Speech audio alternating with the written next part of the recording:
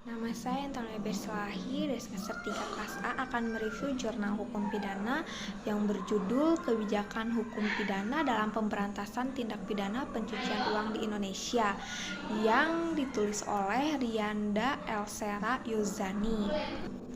Tindak pidana pencucian uang disebut sebagai kejahatan yang bersifat ganda dan lanjutan, atau dalam bahasa Inggris disebut follow-up crime.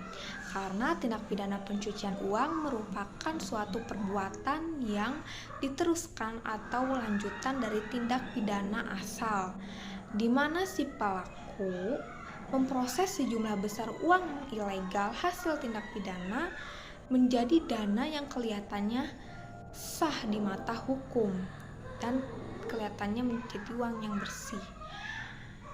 Dengan menggunakan metode yang canggih, kreatif, dan kompleks, atau tindak pidana pencucian uang sebagai suatu proses atau perbuatan untuk menyembunyikan atau menyamarkan asal-usul tindak pidana melalui kegiatan menempatkan, mentransfer, mengalihkan, membelanjakan, membayar, menghibahkan, menitipkan, membawa ke luar negeri, mengubah bentuk, menukarkan dengan mata uang atau surat yang berharga yang diperoleh dari hasil tindak pidana yang kemudian diubah menjadi harta kekayaan yang seolah-olah berasal dari kegiatan yang sah.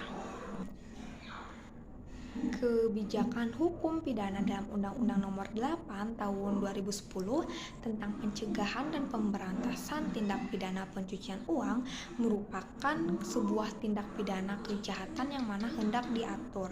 Di Indonesia sendiri, tindak pidana pencucian uang telah 3 kali mengalami perubahan.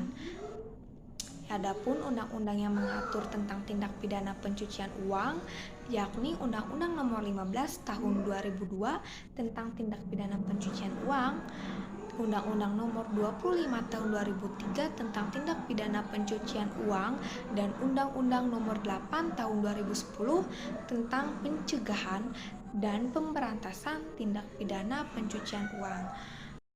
Kendala yang dihadapi dalam penerapan kebijakan hukum pidana terhadap penanggulangan money laundering ini dalam rangka pembaharuan hukum pidana di Indonesia dan bagaimana upaya dalam mengatasinya. Kejahatan money laundering semakin meningkat dan efeknya sangat besar. Tidak hanya merupakan permasalahan di bidang penegakan hukum, namun juga menyangkut ancaman keamanan nasional dan internasional suatu negara. Kendala dalam menangani tindak pidana pencucian uang ini selain kendala pusat pelapor analisis transaksi keuangan atau PPATK, kendala perbankan, kendala penyidik kepolisian, dan kurangnya koordinasi antara aparat penegak hukum lainnya dalam menjalankan tindak pidana pencucian uang, dan perlu dilakukannya upaya dari pemerintah untuk mengatasi kendala-kendala tersebut. Dalam menjalankan peranannya masing-masing, dibutuhkan sinergi antar lembaga tersebut untuk mencegah dan memberantas tindak pidana pencucian uang yang berlaku secara efektif. Bentuk-bentuk tindak pidana pencucian uang. Tindak pidana pencucian uang yang diatur dalam Undang-Undang Nomor 8 Tahun 2010 tentang pencegahan dan pemberantasan tindak pidana pencucian uang dapat dikelompokkan menjadi 2, yaitu tindak pidana pencucian aktif dan tindak pidana pencucian uang pasif.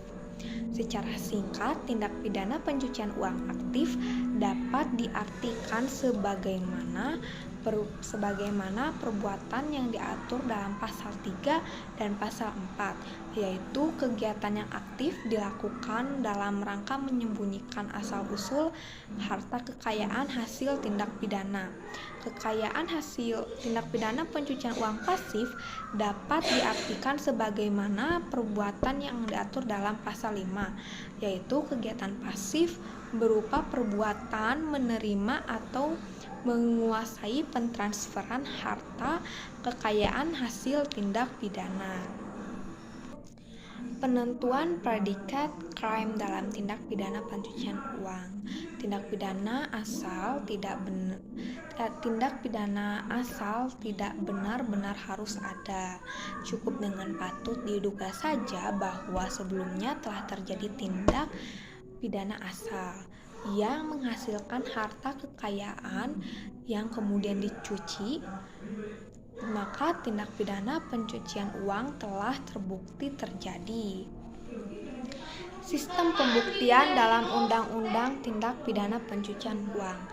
Perkembangan sistem hukum pembuktian berkembang dengan diundangkannya Undang-Undang Nomor 31 Tahun 1999. Undang-Undang Nomor 20 Tahun 2001 atau Undang-Undang Anti Korupsi yang menganut sistem pembuktian terbalik seimbang. Di dalam Undang-Undang Anti Korupsi tersebut dijelaskan bahwa tersangka atau terdakwa wajib membuktikan asal-usul harta kekayaannya. Namun, jika tidak mampu membuktikan, maka tidak serta-merta menjadi bersalah, karena jaksa penuntut umum akan wajib membuktikan asal-usul harta kekayaan dari terdakwa. Penyitaan harta kekayaan.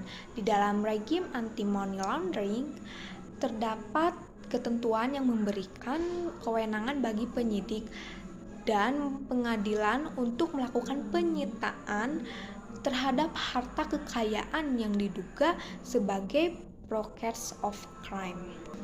Pemeriksaan secara in absentia dalam Undang-Undang Tindak Pidana Pencucian Uang. Di dalam perumusan pasal 79 ayat 1 Undang-Undang Nomor 8 Tahun 2010 tentang pencegahan dan pemberantasan tindak pidana pencucian uang tersebut ditentukan bahwa terdakwa harus terlebih dahulu secara patut dan layak. Namun jika terdakwa tetap tidak menghadiri pemeriksaan persidangan tanpa alasan yang sah, maka pemeriksaan dilanjutkan. Perumusan tersebut telah sesuai dengan ketentuan pasal 214 ayat 1 Kitab Undang-Undang Hukum Acara Pidana. Perumusan sistem pemidanaan dalam Undang-Undang Tindak Pidana Pencucian Uang. Undang-Undang Tindak Pidana Korupsi ini jelas lebih memiliki bobot dalam perumusan pasal-pasal. Dalam perumusan pasal-pasal pemidanaannya dibandingkan dengan money laundering. Dengan model perumusan seperti dalam Undang-Undang Anti Money Laundering justru menimbulkan putusan yang sangat rendah pemidanaannya. Kewenangan Pusat Pelaporan dan Analisis Transaksi Keuangan dalam proses penanganan tindak pidana pencucian uang. Dalam pasal 65 ayat 1 Undang-Undang Nomor 8 Tahun 2010 tentang pencegahan dan pemberantasan tindak pidana pencucian uang yang menegaskan yaitu sebagai berikut. Pusat Pelaporan dan Analisis Transaksi Keuangan atau PPATK dapat meminta penyediaan jasa keuangan untuk menghentikan sementara seluruh atau sebagian transaksi sebagaimana dimaksud dalam pasal 44 ayat 1. Pasal ini berpotensi melanggar kepentingan hukum dari pihak-pihak yang sedang melakukan transaksi untuk kepentingan usahanya. Keberadaan pasal ini dapat dijadikan alat penekan dari institusi secara ilegal, sehingga Pusat Pelaporan dan Analisis Transaksi Keuangan atau PPATK harus meminta penetapan dari pengadilan negeri terlebih dahulu dengan memeriksa bukti-bukti yang cukup tersebut untuk menghentikan sementara suatu transaksi. Kebijakan pemerintah Indonesia dan Bank Indonesia dalam menanggulangi pencegahan dan pemberantasan tindak pidana pencucian uang di Indonesia. Yang pertama, kebijakan dari pemerintah Republik Indonesia. Pencegahan dari pemberantasan kegiatan money laundering dapat dilakukan melalui pendekatan pidana atau pendekatan bukan pidana seperti pengaturan dan tindakan administratif. Lalu dari kebijakan Bank Indonesia sendiri terdapat beberapa ketentuan yang dikeluarkan oleh Bank Indonesia yang secara sah langsung atau tidak langsung dapat mencegah, mengurangi, atau memberantas kegiatan money laundering secara administratif. Sekian review jurnal hukum pidana dari saya. Semoga review ini memberi satu manfaat untuk teman-teman sekalian. Saya Intan Leberslahi, terima kasih.